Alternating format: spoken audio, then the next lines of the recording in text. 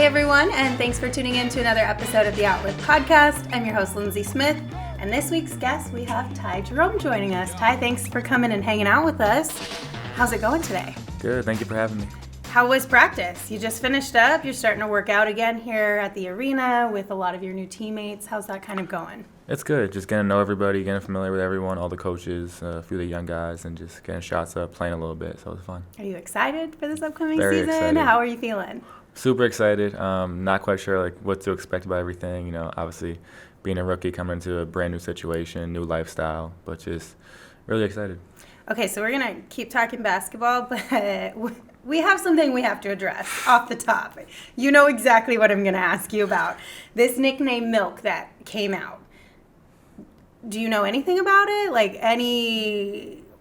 Where it came from, maybe? Origin stories here? I don't. I wish I did. I wish I could help you, but I don't. Like during the rookie survey thing, or when we interviewed all the rookies about nicknames, I was just as shocked as everybody else. I could tell in the video that you were like, no, that's not me. I had zero idea. Okay, so Kelly tweeted out that he likes the nickname, and he's going to call you Milky. So how do you feel about this? Are you embracing the nickname Milk/Milky, or do you want it to kind of go away? I'm definitely not embracing it. Okay. It's also not a sensitive subject, so right now it's kind of just sort of indifferent to it. Just indifferent to it right Gotcha. now. We'll see if it starts to take off, then I'll really see it. I don't know how I feel about this, or maybe I'll like it. So we'll see. We'll see if it does take off. Do you have an actual nickname that people really do call you? Not really. My name's so short. It's always just It's Ty. just always been Ty. Yeah. Okay. Well, we'll kind of have to check back in towards the middle and the end of the season. We can see how the nickname's shaping out. And I mean, listen, if Kelly tweets that your nickname's going to be Milky, then it might just have to happen, you know? Really? He's got the most swag on this team, so if he makes it cool, it's going to be cool, that's for sure. Okay, so take me back to just getting started in basketball. I heard a story that your dad put a basketball in your crib the day you came home from the hospital after being born. So it's kind of been in your life forever. Yeah, I mean, obviously I don't remember that day very vividly, but I do remember always being around basketball. So when I was born, my dad was a high school coach. Both my parents, mom and dad, played college basketball. So I was just always around the game. I just fell in love with the game at a young age. And how influential were they in your career and your love of basketball? Yeah, huge. I mean, growing up, whether it was my dad teaching me the game or just watching college basketball with him, almost every game we could watch together, we watched. To my mom, she could shoot too, so they used to argue about who taught me how to shoot, or just my mom sacrificing everything, bring me from place to place and just be at every tournament, travel, all that. So my parents and my brother, biggest influences in my life. Have you been on the record saying which one did actually teach you how to shoot, or do you stay pretty neutral on that? I say neutral, because that's definitely a sensitive subject. So I would do the exact same. So I say neutral. And then I also heard that you guys have little trash talk sessions between you, your dad, and your brother about who the best shooter is. So who is the best shooter? It's me. I mean, my dad can't reach the basket anymore from the three-point line, and when he was playing, he actually couldn't really shoot. Really? So I think when he was in college, he couldn't really shoot. I didn't even put him on blast like that, but sorry, Dad. So I think that was his thing. His kids were gonna be able to shoot. I think that was his thing. But yeah, my brother can shoot too, though. So. Is he? He's not too bad. Yeah, no. So how much younger is he than you? He's about to be a junior in high school. Okay, yeah, so he's got a little bit of age. Yeah, no, he has time there. though. I hope he's gonna be better than me. So we'll see. Has he beaten you yet at all? Not quite. Okay. No, You're not going to let him beat you No, until the day happens where it's a legit beat. Yeah. I also heard that you can cook. Is that something that your mom or dad kind of helped you out with? You heard it wrong on that one. Okay, you said it in a video. No, I did not. You said it in a video. No, I can't cook. Okay. I can make simple things like make eggs and all that, but I can't cook. No. All right. So random question. If you could buy any food right now, what food would it be? That's tough. I don't know. I really don't know. I ate a lot of different foods. I love you don't have food. any one thing that you're just that's my go-to meal. I could eat it over and over and over. It depends what I'm in the mood for. Okay. I love to eat different things and to try new restaurants and stuff like that. The only thing outside of basketball, I'm also kind of lazy. So like if you don't deliver, like I might not have it a lot. So if it's not on one of the apps that you can order, yeah, that's a I'm big factor because that's like after I practice something like that, I'm tired, and once I hit my bed, like I might not leave unless I have something to do. I don't really blame you though, because it's not like these workouts are easy. You know, it's not like going down to the gym and 30 minutes of weight training here. It's like a legit full-blown thing. All right, guys, I've said this before and I'll say it again. If you are listening to this podcast and smoking a cigarette or using tobacco, please stop and look up ashline.org to get help on quitting tobacco. We want you to live a healthier life. Okay, take me back to draft night. How was that? Where were you? What was the experience like? So I was at my aunt's house, my mom's sister, with about 25 family members. I just want to keep it just family. I want everyone who helped me get to this point be able to experience it with me. That's why I didn't go to the draft, and I was surprised. Like from pick 16 to 24, that was like the longest 45 minutes of my life. I was just waiting and no idea what was going to happen. Phoenix wasn't even in the back of my mind. Like I had no idea. And then when the pick came, it was just a mix of emotions, really. So I heard that. I hope this is true, since the cooking was wrong. You told your agent not to call you, just to text you. Yeah. What was that about? I didn't want everybody in the room to know. Okay. Like when it was happening. So you wanted it to be a surprise hearing it from. Yeah, like hearing from the TV, hearing from Adam Silver. But actually, some people in the room were on Twitter. And I guess Woj tweeted something so they knew before I knew, and they were showing me, and I was like, oh wow, so that's how I really found out. So it didn't really work out. No, it didn't work out. It didn't work out. Well. No, it didn't work out. That's fun though. Yeah. So why number 10? Well, I wanted 11. Okay. 11's like my number. Okay. And then Ricky took 11, so then it was 10 or 12, and I just went with 10. You just went with 10. I mean. Yeah. Well, Ricky's got a few years on you. Yeah, no, he's a vet. It's cool. I understand. Are you looking forward to working with and learning from him this year? 100%. Yeah, 100%. You know, he's a vet. He's been playing professional basketball for, who knows how long. Just a really experienced, smart point guard. You know, I'm really looking forward to learning from him and playing with him. And you've got some friends already on this team, if I'm not wrong. So I know that you and Cam played against each other a lot in college, obviously different positions, but still knew of each other. And Mikkel. So kind of tell me about those friendships and how they kind of came about. Yeah, so he signed with Excel, that's his agent, and they do their pre-draft stuff in New York. Mm-hmm. So when I was home between my sophomore and junior year of college, I ended up working out with him, and we just worked out every day together pretty much, and I don't know, we kind of off the court, we just love to joke around, so we kind of just hit it off and became cool that way. What was it about his personality that worked so well with yours?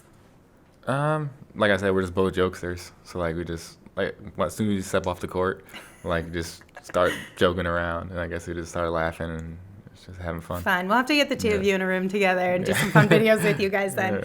And then Cam, did you guys kind of build a little bit of a relationship in college playing against each other, or did it happen more so during the post-draft time frame? More so post-draft, but I mean, we definitely had that mutual respect for each other, each other's games. I think that's what a lot of relationships stem from, especially when you're in this profession or you play at the highest level of college. Most of your close friends are either going to be your teammates or people you meet through the game of basketball. So I think that just made it easier for us to hit it off, playing against each other, 4 or 5 times. So that just made it easy. And now Summer League was a little bit of a different experience for you guys this year, not being able to actually play with the team. But you were working out, you were practicing, and you got to meet a lot of the coaching staff and training staff. So what was your initial just thoughts and opinions on Monty and the rest of the coaching staff? Yeah, I was a little bummed because I just wanted to play. Yeah.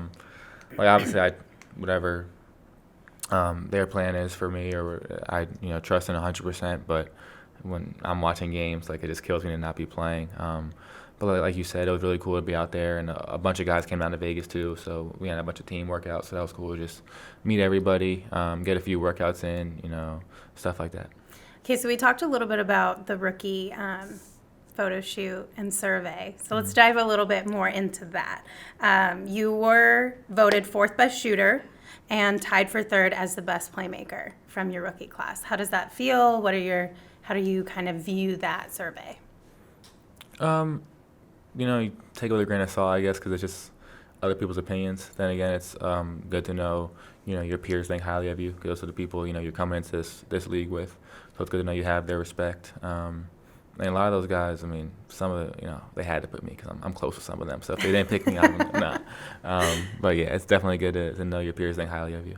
Okay, and then when asked favorite player in the league, did you really pick Steve Nash? Was that you? Yeah, I put Steve Nash. I put Steve Nash and Kobe Bryant. I put okay. Yeah. How long have you been a fan of Steve Nash?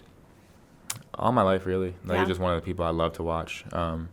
Because I was undersized too, like until senior year of high school, really. Like when I got to high school, I was like 5'9", 5'10", and he was kind of the guy I looked up to.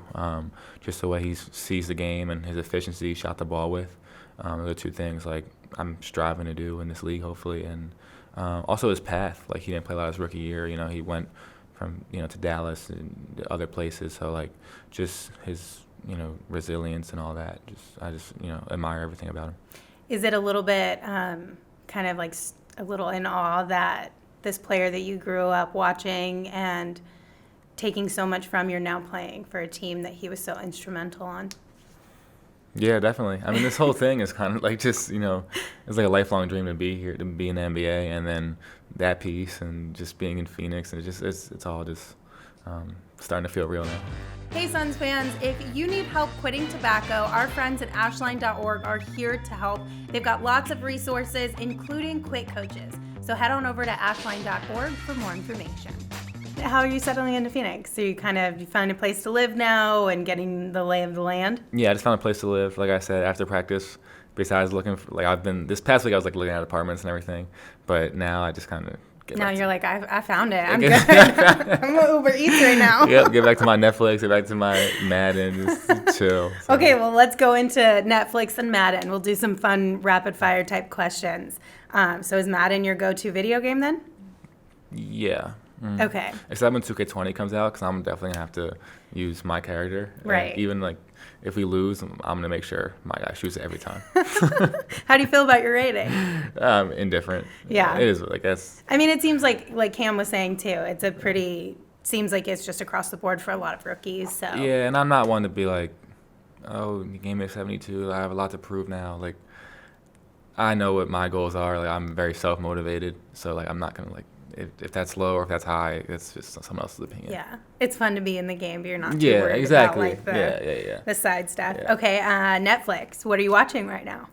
Right now, so I just finished the season 3 of QB1, quarterback one, which is Pinnacle High School was in it. The kid from Pinnacle High School was in it, so that was cool. Favorite show of all time is Entourage. It's on HBO though. So that's not a bad one. Not Netflix. That's my favorite show of all time. You can say any shows you want. I mean, Netflix is kind of like a category of its own where it's Netflix, Hulu, HBO. Right. Yeah. So Entourage is definitely my favorite show of all time. Right now, Power came back. Okay. So I'm a big Power person, but I have to wait like every Sunday to watch it. I wish I could just binge watch it. So do you watch it every Sunday then, or do you try and skip a few months and then binge? No, like 12 o'clock. You're like, I gotta watch this. I'm watching. Do you like movies or TV shows better? Both. Like, I love a good movie. Okay. Like I just saw, what was it called? Good Boys. Was that the movie out now? Anyone know? It is, right? Yeah. Is it? Yeah. Good Boys. Yeah, I just saw. I loved it. Okay, well maybe I should watch that one. It was cool. Good. It was cool. I mean, it depends. Like it was silly. Like it depends what type of genre you're into, but it was like funny and it was cute. So is that like more of you like the funny comedy type stuff? Or comedy, drama, action, whatever. It doesn't matter. For real. Except horror. I'm not a big horror person. Okay. Like, I'll have nightmares. I'll have nightmares for real. So. I have a limit. Like I like scary movies, but there's definitely a limit. If we're talking kids or like creepy things, I can't do like don't even. I can't do like ghosts and like the creepy stuff. Is not. Yeah, no. Like I'm with you on that one. Paranormal Activity. I skipped all those. Yes. Yeah. If you could spend a day with your favorite NBA player, 1, who would it be? And 2, what would you guys do? And it could be past or present.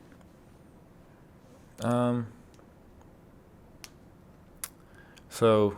I mean, you did say you put Kobe and Steve Nash down, so you could give us 2 separate days then, 1 for each of them. All right, but I was gonna give you 3 separate days. Okay. Because like now, I guess like DeAndre Hunter is like one of my close one of my closest friends. Okay. So just, now we're in different cities. Like, we did everything together the past 3 years in college. And now we're in different cities. So if I could just, like, I'm sure we'd love to spend a day together, work out, just go have fun. Like, that would be awesome.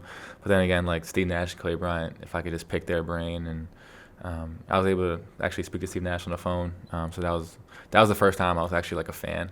Wait, when was this? Tell me the story. So during the pre-draft process, like, someone put us in touch. And that was the first time I was actually, like, a fan. I was like, wow, I'm really talking to Steve Nash right now. Because I'm, like, growing up, like, even in college, like, I've played against a ton of pros and, like, gotten to know a ton of pros. So, and now, like, I'm making my journey to the NBA. So I wasn't really, like, I'm not really a fan of people in the NBA anymore. Like, I'm in the NBA. But, like, talking to him, I was like, damn, that's crazy. So what'd you guys talk about?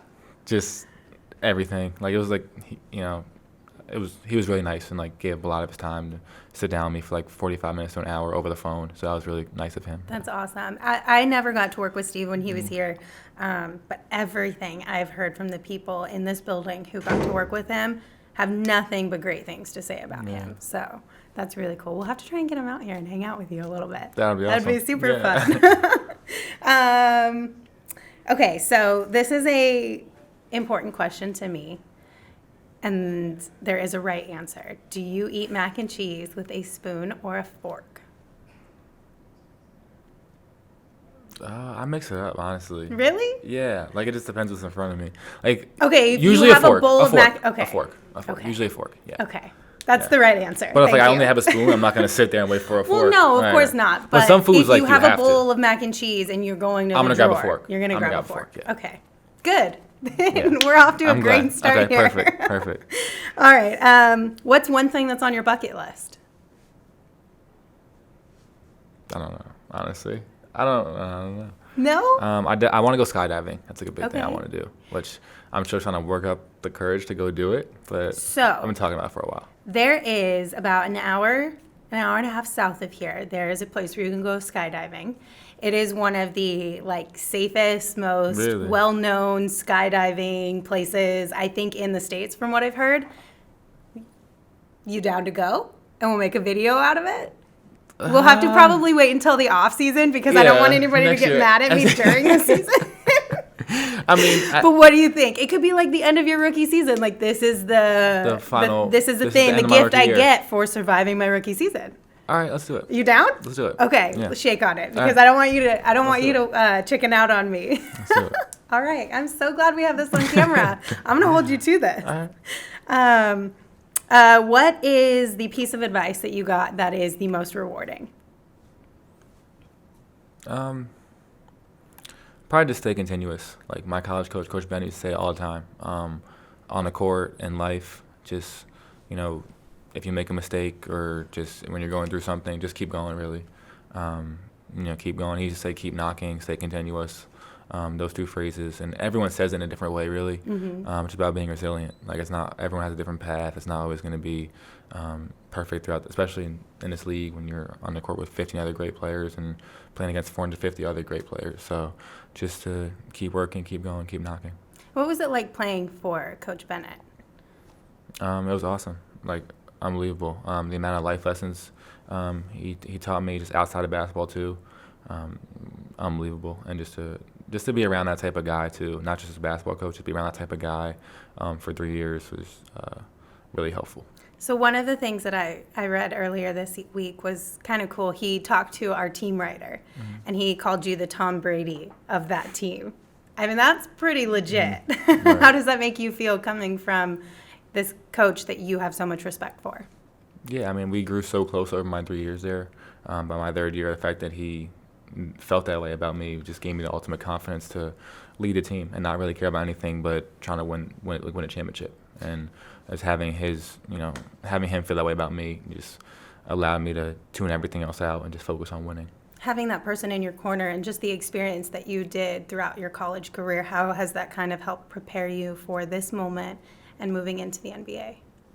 Just the lessons he taught me, and like going through college, a lot of freshmen some freshmen, not a lot actually, very few freshmen go in there, and some get to play right away off the bat. When you go to Virginia, like, it's hard. Like, it's an adjustment, and then the way we do things at UVA is like it's different. It's different on the court, off the court. It's different. You gotta defend. You gotta learn the defense.